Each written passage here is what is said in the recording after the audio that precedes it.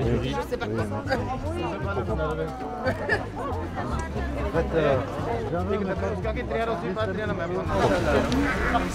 On va rigoler après. On est chiant. C'est bon comme ça? La crise a accentué une situation qui était déjà difficile, avec un certain nombre de personnes que nous n'avons jamais vues avant et qui sont arrivées post-confinement, post-crise. Donc on a même vu des chefs d'entreprise, des petites boîtes du centre-ville qui finalement n'avaient plus de salaire, ne pouvaient plus arrondir leur fin du mois, venir manger avec nous. Elle a fait qu'accélérer ce qui risquait d'arriver dans quelques années.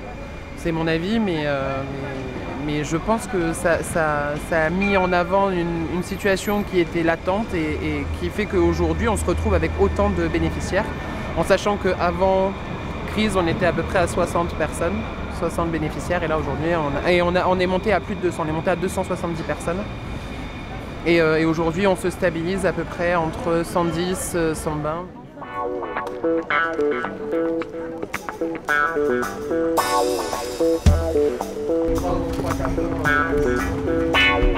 Il y a des personnes qui sont vraiment dans le besoin et que nous, on peut leur apporter énormément de choses. Donc voilà, on est là pour ça. On est là pour ça, pour leur donner du bien-être, leur donner en fait des bonnes valeurs, la bonne cuisine. Et voilà, et ça fait vraiment du bien en fait. En cuisine, on est en général sur une dizaine de bénévoles. En maraude, sur le site, on peut avoir 10-15 bénévoles, mais en tourne, on a 60, mais on fonctionne sur un roulement, en fonction des disponibilités. On a des étudiants, on a un peu de tout type de public bénévole. Des fois, on a des entreprises, on a également des partenaires comme les Sharks, des joueurs de rugby sur Montpellier, qui viennent nous filer un coup de main une fois par mois. C'est très cuit. La crise sanitaire depuis maintenant presque 2 ans, ça nous a ressoudés, ça nous a ramené plus de bénévoles, plus de partenaires, car on a eu une forte augmentation de bénéficiaires, que ce soit des sans-abri, des étudiants, des familles, des demandeurs d'asile, comme aussi ça peut être des commerçants qui étaient dans le besoin car ils étaient fermés, plus de rentrée d'argent, donc ils avaient besoin d'aide et nous on était là pour apporter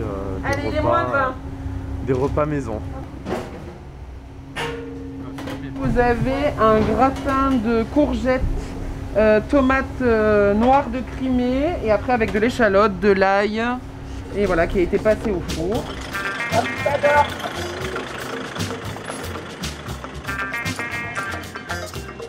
La table d'Anouk, alors elle a plusieurs histoires. La première, c'est qu'elle est née d'un couple d'amoureux qui ont décidé de fêter la Saint-Valentin en février 2012. Plutôt que de fêter la Saint-Valentin au restaurant comme tout le monde, ils ont décidé de préparer de la soupe chez eux et de descendre place de la Comédie et de distribuer de la soupe aux personnes qui en avaient besoin. Et l'histoire a commencé comme ça.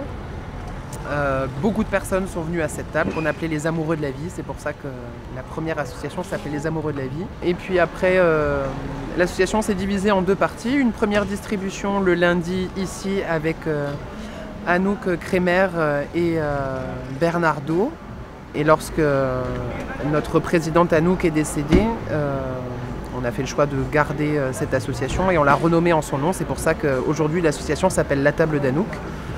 Et on essaie de faire perdurer sa mémoire à travers son action et tout ce qu'elle a pu faire pendant toutes ces années pour les personnes en situation de précarité. Et là, il y a une salade de tomates. Vous mettrez un peu de tout. Moi, personnellement, le lundi, j'ai hâte d'être là parce que c'est meilleur. L'ambiance c'est bonne, on n'attend pas longtemps et on voit qu'il y a du cœur en fait à l'ouvrage. Pas juste on distribue un repas et on repart en fait. Là, il y a de l'écoute, il y a de l'attention et ça fait plaisir, on voit que c'est pas avec le cœur en fait. Voilà ce qui donne envie aux gens de venir. Moi, c'est ce qui me donne envie en fait. Ça m'apporte du bien parce que je mange bien et mon fils il mange bien et ils sont aimables, ils sont très gentils. On a de tout, on a du gel douche, on a du shampoing. Ils sont très aimables. Et même s'il y a un problème, ils sont là à l'écoute. Donc aux entrées, salade de pommes de terre au magret, salade verte, salade de tomates. Comme ça vous va? Allez, super. Excusez-moi, je peux prendre du pain? Bien sûr. Ah, merci. Au quotidien, pour être honnête, un peu des fois la manche, un peu d'aide. J'ai fait des chantiers d'insertion. Vous savez, vous travaillez 15 jours et vous êtes rémunéré. Voilà, je travaille comme ça, je fais comme ça pour pouvoir travailler. J'arrive quand même à m'en sortir. Après voilà, parce que comme tout le monde, quand c'est la fin du mois et le début de l'RSA, on est obligé de venir ici et de manger là, de pouvoir se restaurer parce que honnêtement la Manche, avec tous les gens qui font la Manche à Montpellier, c'est pas évident. Les aides, on aide beaucoup les sans-papiers, mais quand vous êtes originaire de la ville, on vous aide pas. Donc heureusement qu'il y a des gens comme ça qui peuvent nous bénéficier au moins d'avoir un repas chaud.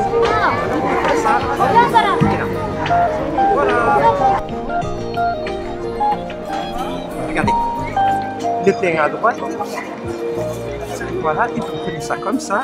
Ouais.